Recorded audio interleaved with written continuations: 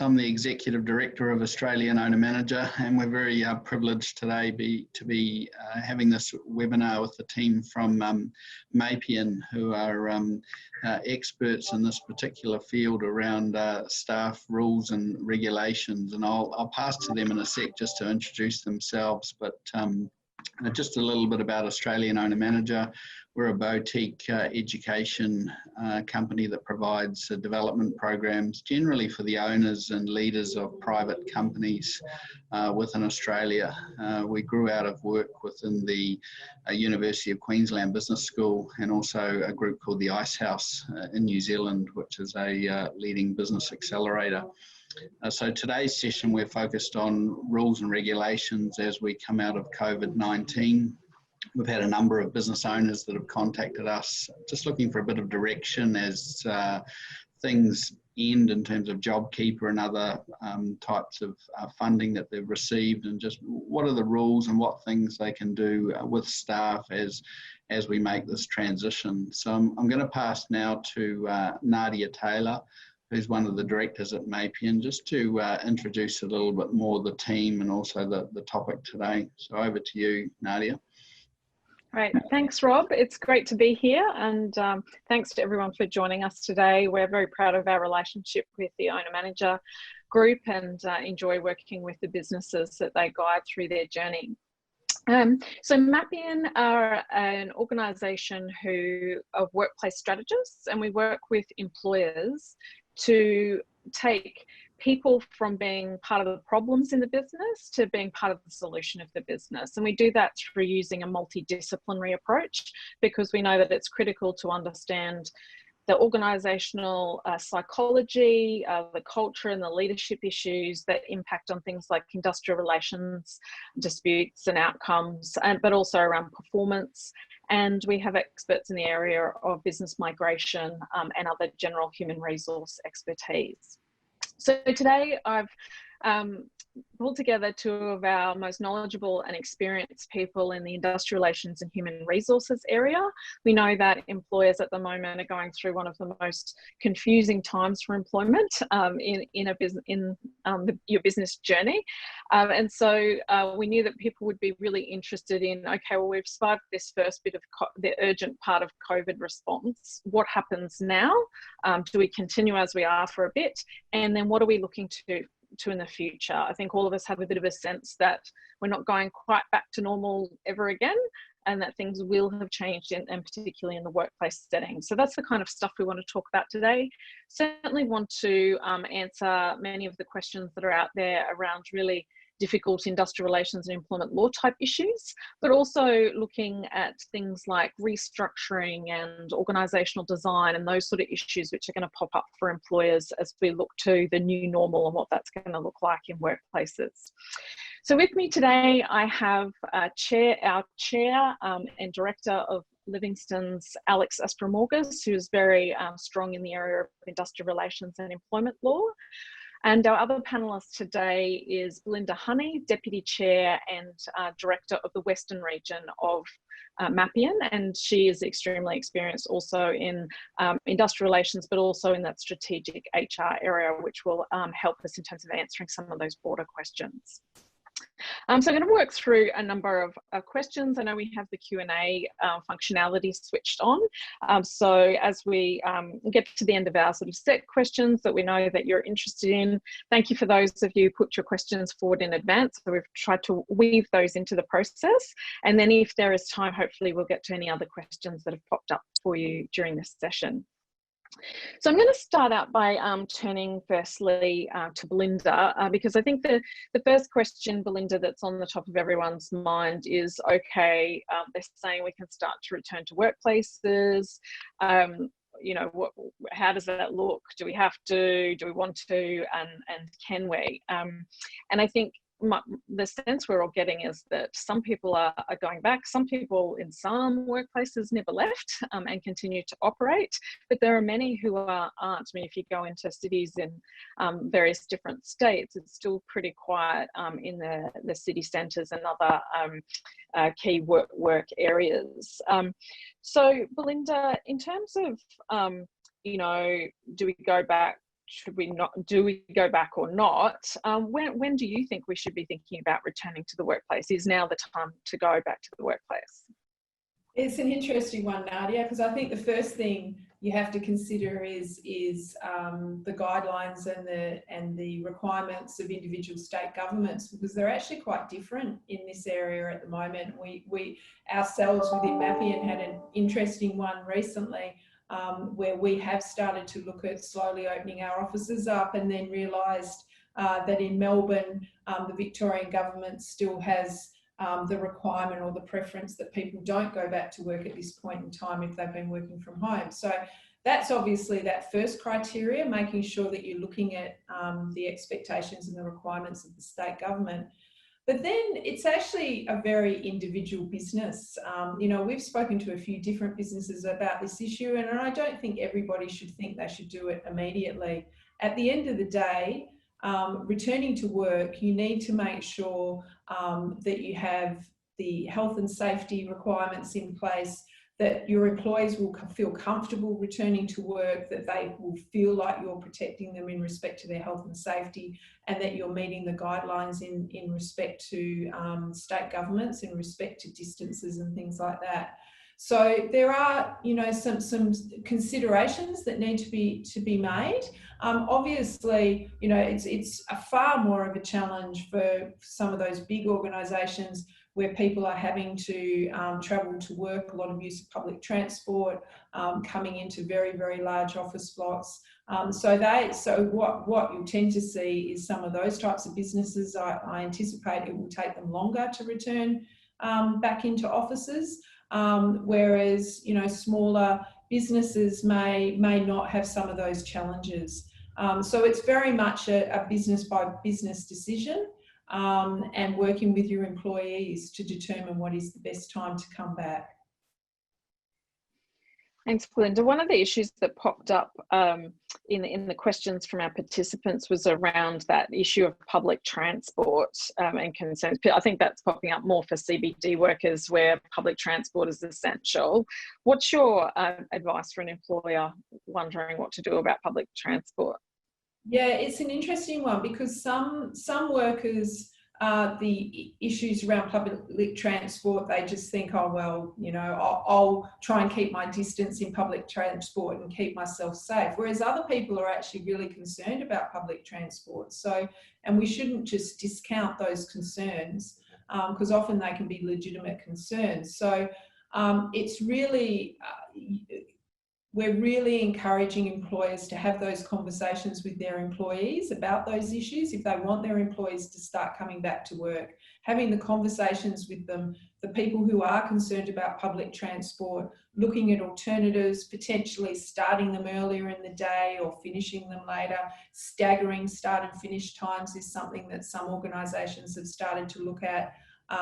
Not requiring them to travel into a CBD location as regularly, so a bit of a hybrid model where they're working from home and working from the office. You know, so there are, and some organisations have looked at potentially carpooling, getting 2 or 3 employees coming in together, and subsidising some car space for them and things like that. So it's a really challenging one, the one around public transport, and I think that it's just going to have to be one that we're just going to have to keep continuing to talk to our employees about, and making sure that they feel comfortable, and also from an employer perspective that we feel comfortable that they're coming into the office after being on a train with you know, a lot of other people as well. So it's yeah, a challenging one, but it just needs to be talked through. Yeah, that's a really good point in terms of it's not just about their concerns, it's about we should be concerned about the exposure to our own staff, the rest of our staff in the office. Yeah, that's a really good point. Obviously, one of the areas in terms of, you talked about, you know, reasonableness and genuine concerns, and one specific category around that is, I suppose, your vulnerable worker category. So in terms of that category, what kind of, how does that change the discussions, and should we be giving special consideration to vulnerable workers? Yes, I think all of the public health information is really emphasising that as a community and as employers, we should be concerned about vulnerable employees and vulnerable people in our communities, and that we should be putting specific plans in place to deal with them. Vulnerable people being, you know, those over 65 who might have had a chronic illness, Aboriginal, Torres Strait people, over 50 with a chronic, at least one chronic condition, those over 70, people with compromised immune systems.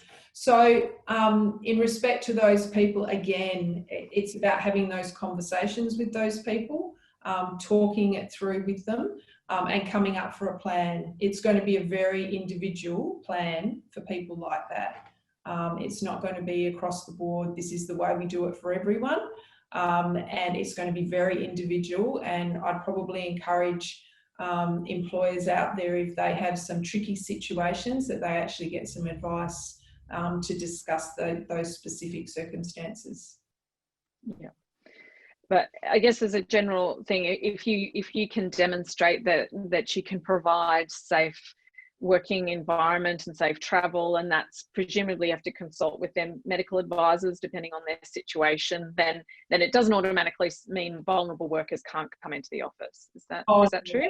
Yeah, that's a really good point, Nadia. And we had a client recently who's a contractor who got told by the company they're contracting to that anybody who was over 60 who'd had a chronic medical condition in the previous 5 years was not to go onto that site, which is a really interesting one, because they had people who, you know, 5 years previously had had a heart attack, but actually now are actually quite fit and healthy and ready to go. And, you know, they might be in their 60s, but they're very fit and healthy.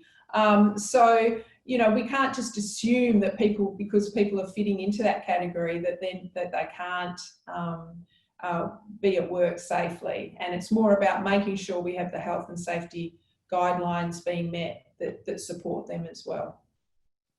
Okay, great. That I think that makes it a lot clearer. Thank you. And what do we do in terms of having people, you know, so once we start going back into the workplace, what if someone attends the office with flu-like symptoms? Is that, you know, do we send them home? Do they get paid? What's the situation there? It's an interesting one, because I think we've finally hit that time as a result of coronavirus, of people accepting, if you're sick, you do not go to the office. We've all seen examples over the years where people are coming into the office and they're coughing and spluttering. Despite being told go home, they still come in. So I think, you know, we've got every right to, if somebody comes into the office and they've got flu-like symptoms, we've got to protect our employees, the other employees that are there. We've got every right to say, look, you know, we want you to go home. And if they are serious flu-like symptoms, that they go and go and seek medical support and get a clearance before they come back to the office. And that's, you know, just making sure that we're operating that our health and safety guidelines that we're putting in place are being met, because we've got to protect the remaining employees as well. And so we've got every right to do that. And then that the employee takes personal leave until they're cleared to return back to the office. Mm-hmm. And presumably if they don't have any accrued leave, then that would be unpaid personal leave. Well, that's the conversation you have to have with them. Yes, definitely. Yeah. Okay, thank you. Another area that seems quite topical in the media at the moment around returning to offices, that the concept of hot desking is dead, and that you can't sort of have shared workspaces, and we can't stand around coffee machines and that kind of thing. What's your view about that sort of stuff? Is it that no more flexible workspaces? Or? Well, it's an interesting one, because none of the guidelines of the government guidelines that are coming out, health and safety guidelines, are saying no more hot desking. What they're saying is that you need to make sure that things are clean, have been sanitised, that the square meterage is appropriate, all of those types of things. So provided that you've got the systems and processes in place that enable that to happen, There's no reason why you can't have the open plan and the hot desking and things like that. But it does mean that you have to have some pretty strict procedures in place around cleaning of workstations when somebody's moved to another workstation, and the square meterage and all of those types of things. So I think that's what we need to focus on, those cleaning routines, etc. And then, you know, the way that workplaces change in the future in respect to what their offices look like, there's been a lot of discussion about that. You know, there's even been discussion about having plastic walls between people and things like that. Who knows? Who knows if that'll happen? But at the end of the day, it's more at the moment about focusing on cleanliness, focusing on sanitisation, and the distances and things like that, and making sure that those requirements are being met. And once an employer is comfortable that they've got those processes sorted and they want people to start coming back into the office, can we require people to come back into the office? We were seeing there's a lot of surveys and feedback that people are going, yep, love working from home, I want to keep doing it. What's the situation there if an employer prefers people to be in the office? Yeah, that's an interesting one, because I think that's going to be the challenging one, because a lot of people are liking working from home without a doubt. Look, I think, again, it's one of those things you have to have the conversations with your employees and you have to set the expectations. Look, I think that there will be a change in the way that people work. I think that there'll be more of a hybrid model where jobs that can be done at home. There'll be a hybrid where people are doing some work at home and some work in the office. But you have to have those conversations with your employees and stress to them the health and safety procedures that have been put in place. So tick that box. Talk to them about how they're going to get to work. Tick that box. And then talk to them about why you want them back in the office, you know, why it's important, you know, that social connection with the team, planning, all of those types of things. So just make it clear why being back in the office is important. And hopefully you'll get there with them. Some of them, it may be more of a challenge, and you're just going to have to deal with them on an individual basis. Yeah, it really seems to be putting more of an onus on employers to say why working from the office is important, rather than an employee justifying why they want to work from home, which would have been the situation before COVID. Definitely. Yeah. Okay, thanks, Belinda. We might turn now to another really hot issue for employers, particularly around JobKeeper and some other related wages issues. So, Alex, if I can ask you to answer some of these questions. The first one is, obviously, we're talking about getting back into the office. Does JobKeeper then continue once people return into the workplace? Yeah, JobKeeper, the way it's currently structured, it's a subsidy paid to employers. So it's actually an employer payment. The employer is then required to pass that payment through to employees. So the JobKeeper subsidy entitlement of an employer is not linked to the employee being at work, doing any work, or being work from home, or being on sick leave or annual leave, or whatever. So there's no connection between working from home and entering the workplace about JobKeeper. It will continue as long as the employer is eligible, and so is the employee. Okay.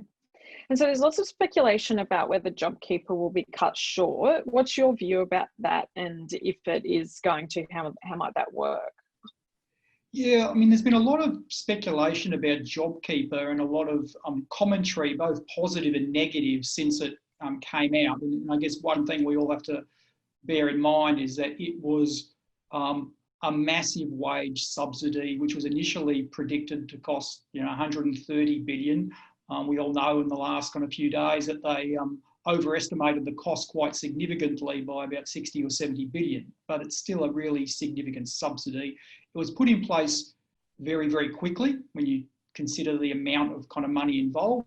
And that means it's probably had some unintended consequences, both kind of positive for individuals, but also negative. So I think that the concern that has been raised is because of the recent announcement of changes in relation to childcare, JobKeeper for childcare, the free childcare and the childcare subsidies. So childcare is quite a complex industry from a government support perspective, but certainly the announcement made, it was last week, by the government that free childcare will be ceasing on the 12th of July. JobKeeper payments to the childcare industry will be ceasing at that time, has caused a real concern amongst employers that this kind of 6-month JobKeeper kind of payment that we thought was locked in, that we factored into our forward planning and our business arrangements, won't be there, and that is a risk. I think no one really knows the answer to the question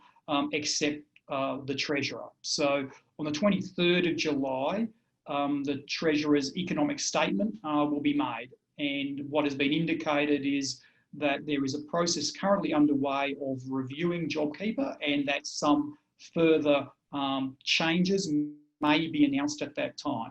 And I say maybe because it's certainly not clear that it will be announced, but there's certainly a lot of speculation around it. And I think that the other thing which people have focused on is the financial support, but there's a secondary element to it, which is for many organisations is probably just as important, and that is that as well as JobKeeper payments, run in parallel with that was some amendments to the Fair Work Act, which allows employers to make JobKeeper enabling direction. So it's directly related to an employer being in receipt of JobKeeper. So if JobKeeper goes away, the powers of employers to change hours, change duties, change work location will also be removed. And a lot of businesses have built their current operations around those flexibilities which are not normally there. So I think that would be a real concern that probably has gone under the radar at this stage.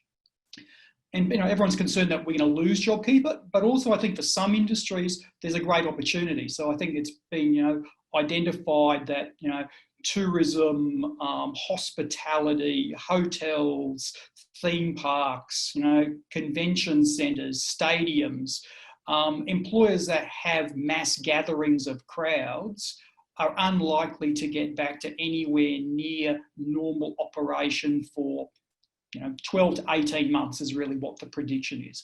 It is likely that those businesses which support thousands and thousands of employees across Australia will require additional support. Now, whether that's in the form of JobKeeper or some other form of subsidy is unclear, but I would expect that those businesses will continue to get some support moving forward.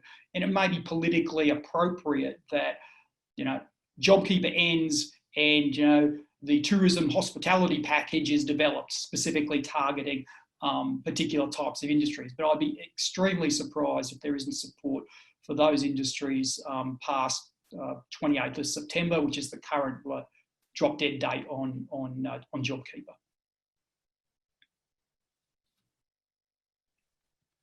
Thanks, Alex. One of the questions that did pop up prior to the session was what do we do if JobKeeper is pulled without notice? But it sounds like you'd be saying it's unlikely to be pulled without notice. You'd at least have some notice. Yeah, well, 23rd of July is the earliest time an announcement will be made, so we know we have certainty at least until that point. With the childcare changes, the government gave 1 month's notice, so I would expect there would be a minimum of 1 month's notice from the 23rd of July. So that takes you through to nearly the end of August, which is 1 month kind of prior to when JobKeeper is due to end anyway. And from a practical kind of political perspective, I just think the political fallout of pulling JobKeeper 1 month early when it's cost, half of what we expected it to cost originally will mean that the government won't do it.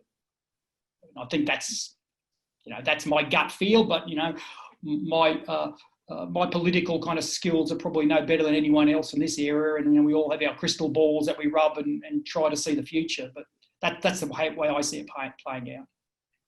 Thanks for your honesty and insight, Alex.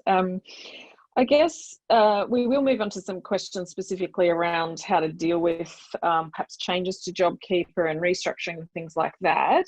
Just looking, I guess, assuming JobKeeper continues for a period. So we know that currently some employees are being paid more under JobKeeper than they would normally earn.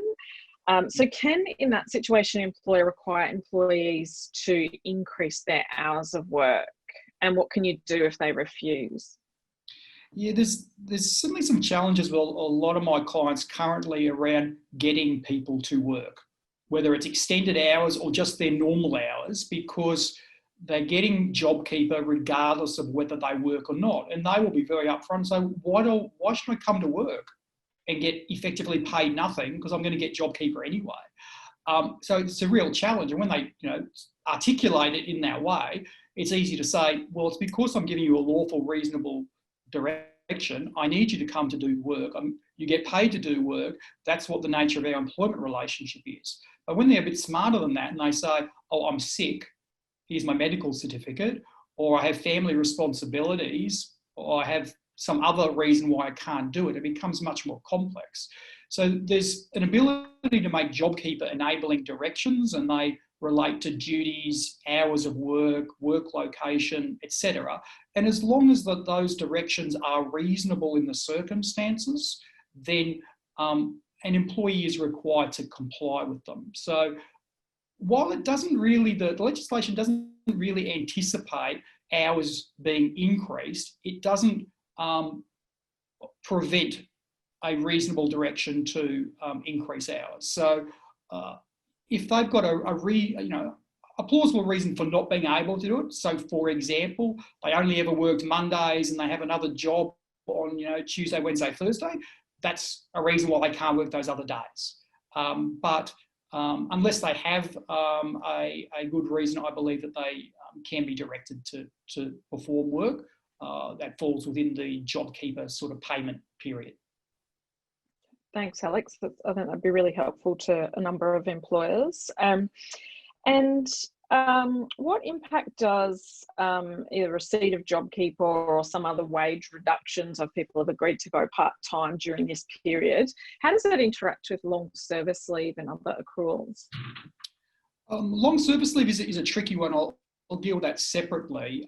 During a period that a person has either stood down, either related to JobKeeper or unrelated to JobKeeper, they are entitled to accrue their sick leave, annual leave in the same way that they had prior to that. So if I was a full-time employee, now working 2 days a week, my accruals of sick leave and annual leave continue on the basis of my full-time accrual. So over the 6-month kind of JobKeeper period, I'd accrued 2 weeks full-time annual leave, 5 days sick leave.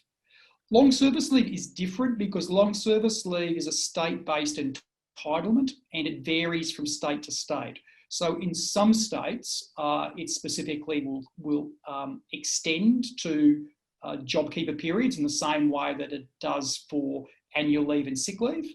And again, in relation to stand down, but that varies from state to state. So I can't give a hard and fast answer into long service leave, and depending on where your employees are principally engaged, they'll be governed by the legislation in that particular state.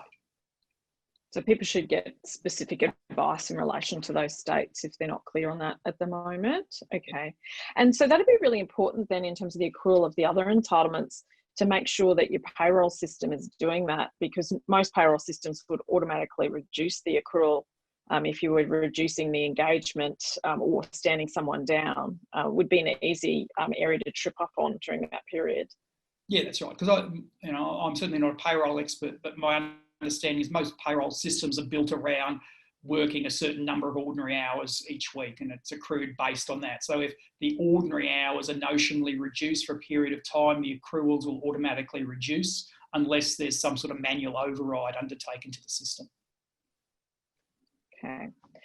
And I guess employers generally would be concerned at the moment about any increase to wage costs. So we know that ordinarily the Fair Work Commission will award a minimum wage increase and also an increase to most modern awards from the 1st of July each year, and that Fair Work Commission wage case would be, they'd be due to make a decision pretty soon about what will happen in 2020. Do you have a view about what the likely outcome is there?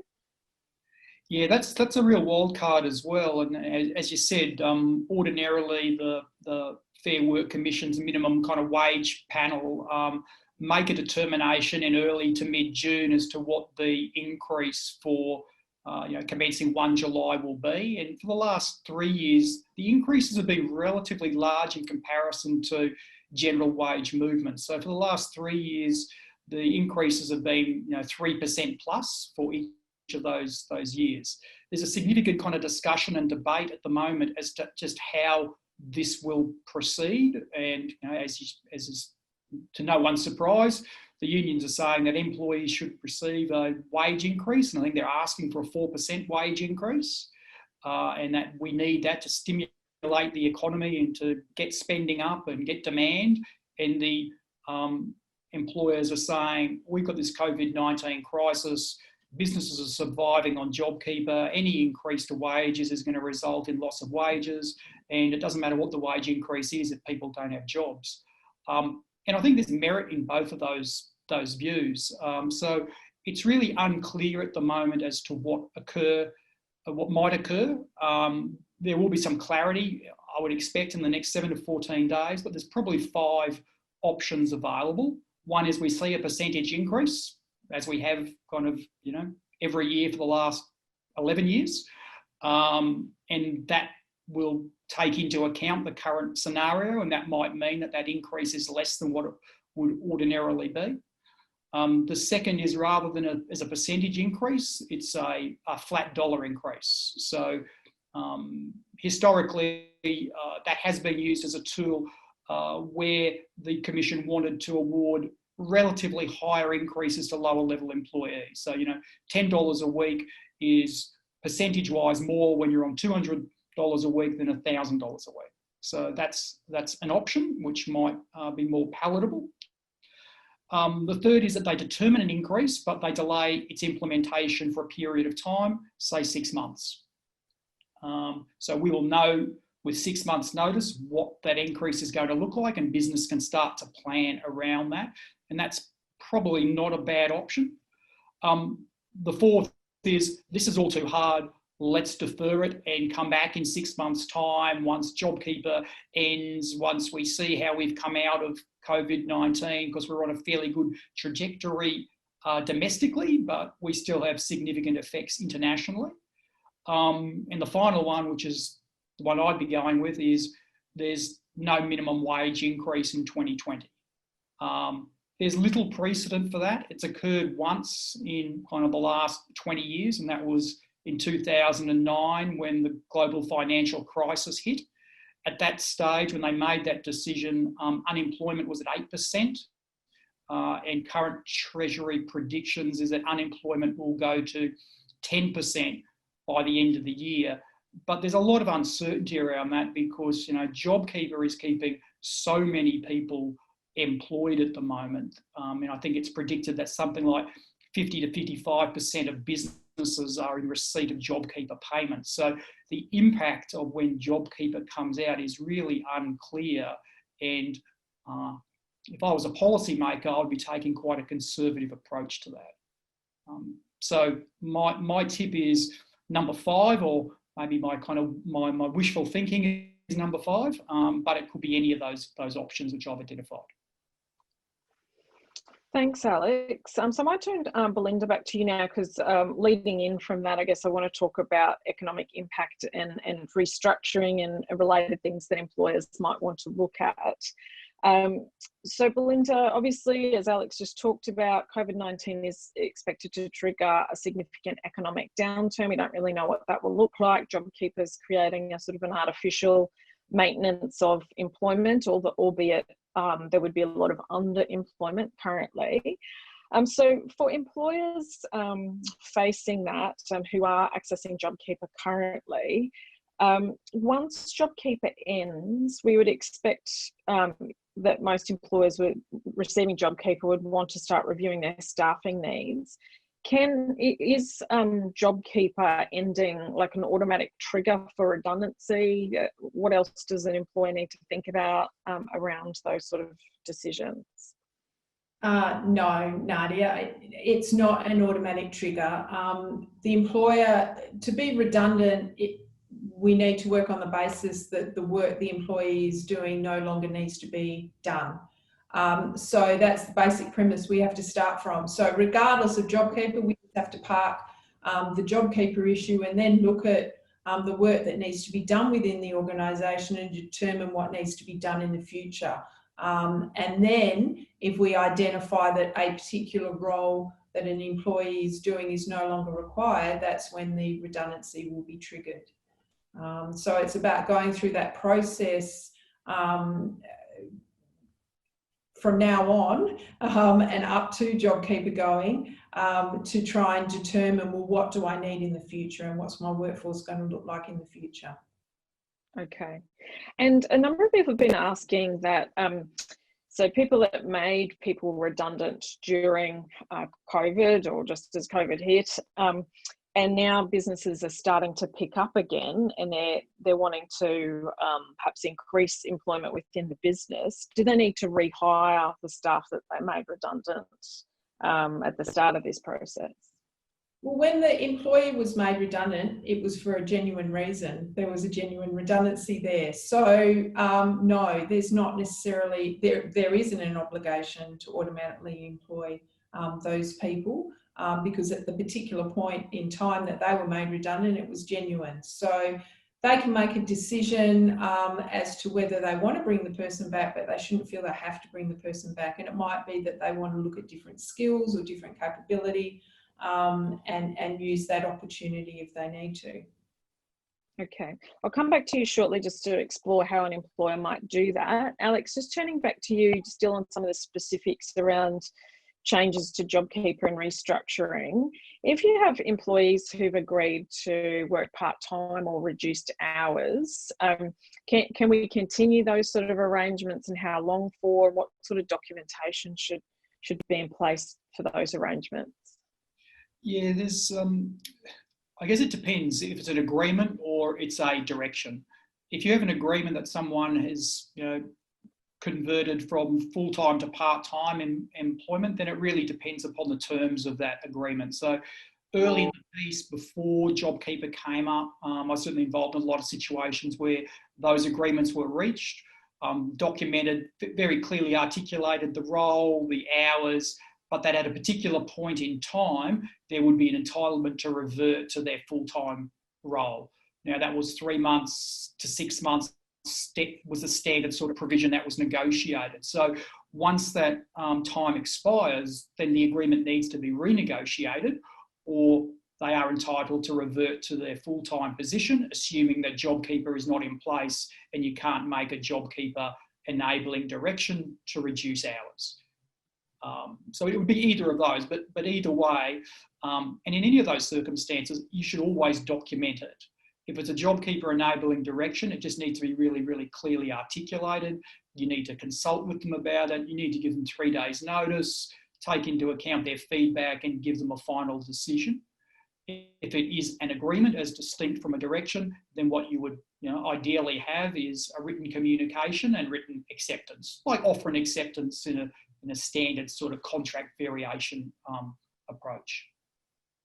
Okay, so it sounds like obviously if you had, so I think a lot of people have agreed to go part-time, people have wanted to support, we all share the pain, but I think a lot of people in the community are now starting to say, well, when can I get back to full-time work? I can't really survive this part-time on this JobKeeper level. What if you're in a situation where the employees are saying, I want to come back to full-time work and the business can't yet afford it? Obviously, from what you've just said, if they're on JobKeeper, you can make a JobKeeper direction. What if you're not, or JobKeeper has ended? What's the situation there? Yeah, and that question is similar to one I've seen that's come through from one of the audience. I mean, essentially, if you get to a point where JobKeeper has ceased and you're not financially able to continue to engage all of those employees, whether it's on a full-time basis or a part-time basis, then that's the point you have to consider whether you need to implement some sort of restructure and to make identified positions redundant. Clearly that has a financial impact because redundancy payments are not subject to JobKeeper subsidies. So what a number of employers that I'm dealing with at the moment have through the JobKeeper process is they've identified that certain roles will not exist post JobKeeper. They are temporarily keeping the roles in place so they can continue to support the individuals in those roles through the JobKeeper payments, which is quite a legitimate kind of use. But they've already communicated with those employees that come at the end of this period, then your position will no longer exist. And unless something miraculous happens in this time frame, then you will be terminated and your position will be made redundant. Okay. All right. So Belinda, in terms of people looking at that longer term impact and in terms of how the organisation is going to operate and how it's going to work, obviously we have the financial impacts and people looking at, well, what can I afford? But there also seems to be a change in the way people are going to be working. I see a lot of people using technology that they may not have used before that streamlines processes, so they may not need as many people, or you've got people working from home and that changes by dynamic or productivity and that kind of thing. So for employers, I guess trying to plan, looking forward and wanting to do it a bit more strategically rather than just purely looking at the finances. Can you give our audience some insight into how to go about redesigning your organisation to fit the new context? Yeah, that's actually been an interesting one that we've really seen a trend in the last month or so of organisations who are saying, okay, let's take a bit of a breath now. We had been starting to think about our structure and our organisation moving forward. Now this gives us a bit of an opportunity to put a line in the sand and look at what we need in the future. And it's not just what we need in the future in respect to the way things have changed because of COVID, but it's also what we need in the future in respect to changes in the way people work, technology, automation of processes, all of those types of things as well. So it is providing an opportunity, and let's not underestimate that often it's being done because the business is in distress as well and of the financial impacts. But there is an opportunity to look at the organisation, look at where you need your organisation to be in the next 5 to 10 years, in terms of what skills, what competencies you need. How can you improve your processes? Is there ability to put in more automation? What impact will technology have? And actually take some time to look at, well, what should our organisation look like in the future? It may be that I've had one organisation say to me that they've made a decision. They employ a lot of contractors, particularly in the engineering space, that sort of area. That their work's going to change significantly, and they're going to tell those contractors, you're contractors so you can continue to work from home or from your employer's environment. We don't want you in the office anymore. So that changes the whole dynamic of those people working within those teams and what that actually means.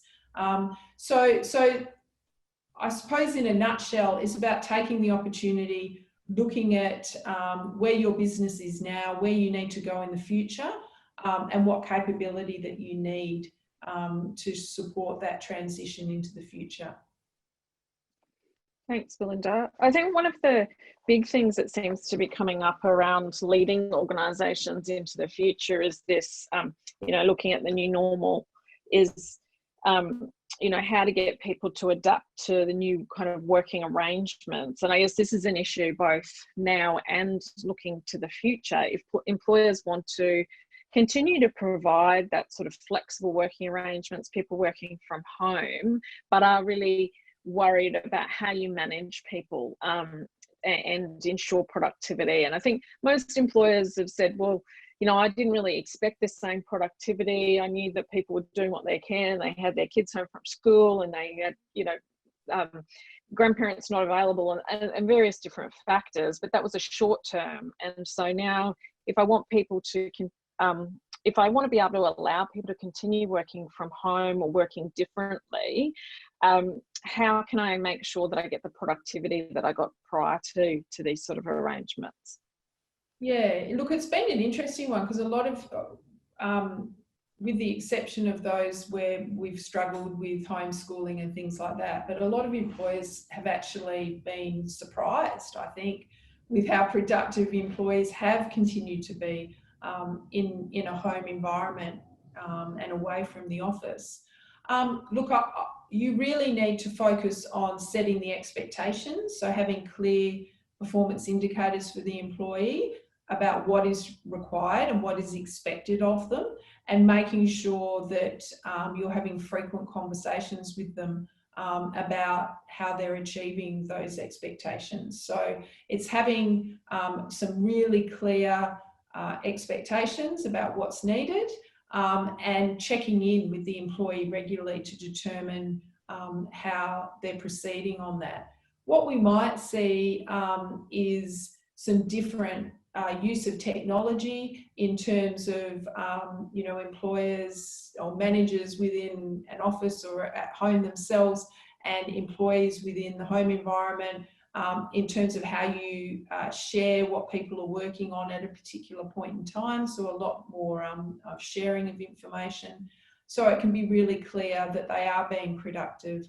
And at the end of the day, as long as they're meeting those expectations, I think one of the things that's really come out in this COVID time, and I know we've definitely seen it within our organisation, though we've had it in place for a long time, is that people will work at different times. So some people might be quite happy to get up and do some work at 6 o'clock in the morning. Some might do it at 11 o'clock at night. But at the end of the day, provided that they're achieving the expectations of you as an employer, then you know, that's the best scenario, really.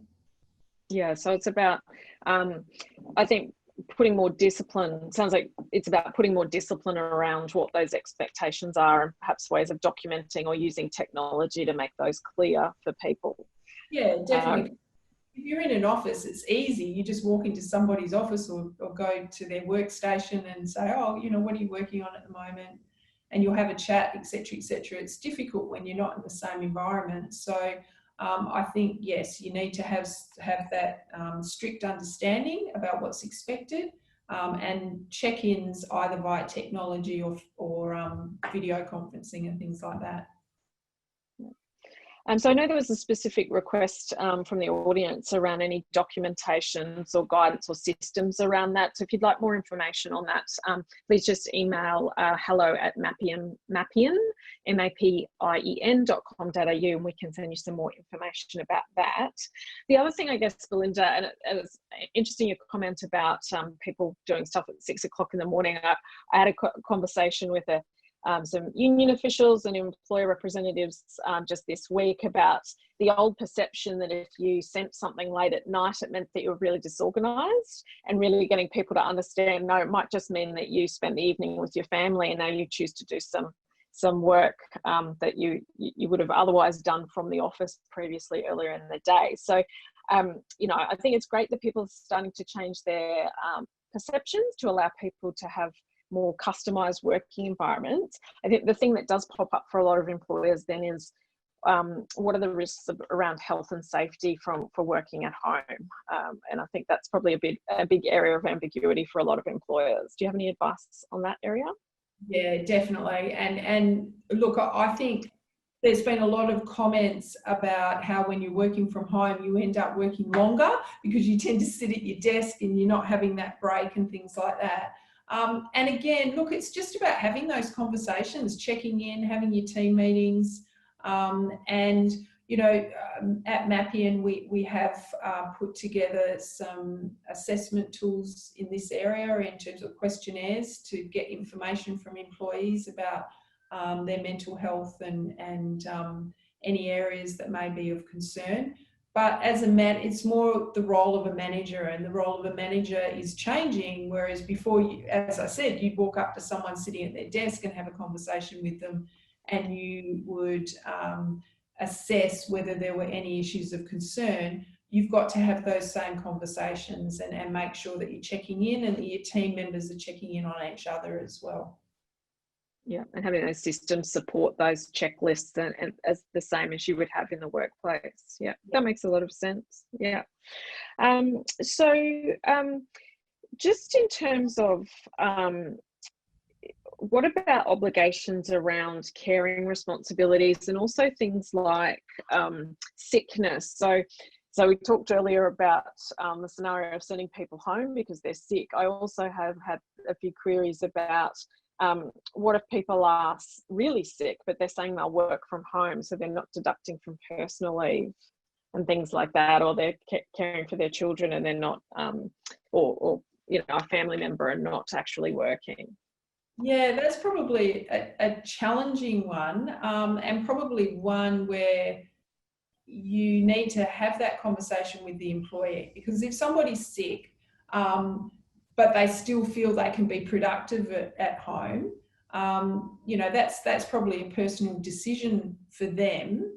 However, this comes back to those expectations about the performance requirements and what you actually need them to do, because they can't just not be getting sick leave, personal leave, because they're insisting that they're okay, but then actually not doing anything and just lying on the couch because they're feeling so sick. So again, it's having those clear expectations and putting the responsibility back on the employee. If they're not meeting those expectations, even though they said, oh, I'm fine and I'm not sick, then you need to have the conversations with them. Thanks, Belinda. I'm just looking at turning now to some of the questions from the group. Some of them we've already answered on workplace health and safety. One question is, what's the risk then of somebody requesting overtime due to working at 7 p.m. At night, even though they've taken breaks during the day? So I guess rather than having set working hours, they're working flexibly. How do you deal with that in a scenario where people are entitled to overtime under their employment arrangements? Maybe Alex, you'd like to answer that one?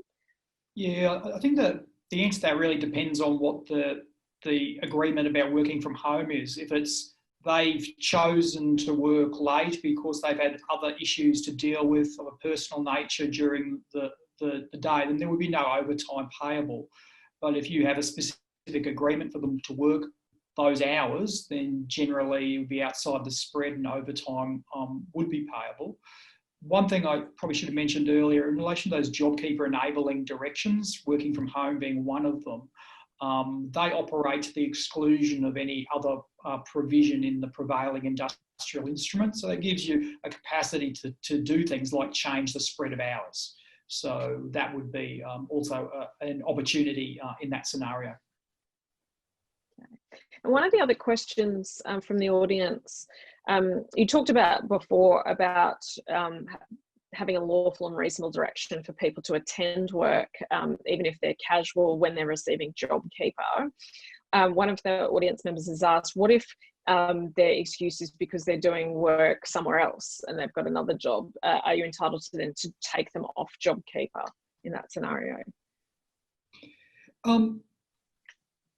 That's a really tricky one. You'd have to look at the specifics of a scenario, but you could have a casual employee that works simultaneously 3 or 4 casual jobs. They're only entitled to claim JobKeeper through one because that's what the rules are. So they've got commitments for other 3 or 4 jobs that they need to continue to maintain. If they are not, however, not doing the hours that they would regularly do with you, then I think there is a capacity for you to indicate to them, I require you to do these. If you're not able to do them, then I'll look at a process of ceasing the employment. Ceasing the employment will cease JobKeeper because you have to be an employee to get it. So that will get their attention because the guaranteed $1,500 a fortnight is at risk.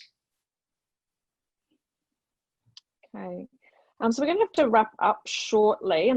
I'm scanning the other remaining questions. If there is anything that we haven't answered for you today, please just email hello@mapien, mapien.com.au with the heading Australian Owner Manager question, and we will get that to you, particularly if it's around documents or things that we've referred to today. Or if there's specific questions that you asked today that we haven't answered, happy to answer those by email or give you a call. Belinda and Alex, thanks so much for your detailed answers and I guess frankness in terms of your views today. Are there any remaining comments you think that people need to be aware of or you want to make? Look, I got asked the other day about how I feel people are dealing with what's been happening with COVID and everything. And I said that people, from my observation, people have been quite pragmatic about it. And I think as Australians, we tend to just get on. So get on with things and try and deal with it and make the most of what's often a difficult situation. So just encourage everyone, to get advice, to talk to other business owners, because everybody's facing very similar situations at the moment. So you're not there alone dealing with what you're dealing with, and just get advice if you need it. I think that's great advice. Thanks, Belinda. Alex, any comments? I think it's a similar sort of thing. I mean, crisis bring out the best in people and also the worst in people. So in each of the various organisations, you'll be able to identify employees that fit in both of those categories. And sometimes it's surprising who fits where, but I think it allows you to start to plan for the future for those that are really there for the tough times and aren't just there for the good times. And in your future decisions about the individuals that best meet your organisations, I think that's something that you ought to consider. Thanks, Alex. Well, thank you on behalf of MAPIEN for participating in our webinar today, and now I'll hand back to Rod from Australian Owner Manager. Thanks, Nadia, Alex, Belinda. What a fantastic session and some great information there. And also, thanks for taking those specific questions and answers. And as Nadia said, people can follow up via email. Either email us back on the link that you received, or email MAPIEN at hello@mapien for those specific types of things. I think what these types of situations and scenarios I guess accentuate is the need for independent and expert advice. And so if you need to connect in that regard, then do so to find specific advice to your situation. Also, the other thing I would say is that COVID-19 is going to change the way that we work moving forward, and none of us know exactly how that's going to look, and it's going to be different in every business and in every industry. But it's the perfect time to actually step back and reflect and start to think about what has changed with your customers and your market, and in this regard with your staff, and if there's different ways of working that are actually going to achieve a better outcome in terms of your business type operations. So we encourage you to take the time to start to think about some of those bigger and more strategic issues, rather than just thinking about returning to business as usual. Think about what's going to be different and how you can make it different, and how you can actually use that as an opportunity or an advantage. So, but once again, thanks everyone for joining us. Thanks for coming on, and we'll keep you updated on further sessions that we might run. But other than that, have a wonderful Thursday, and as the restrictions continue to ease a little bit more, and we will engage with you next time. Thanks very much.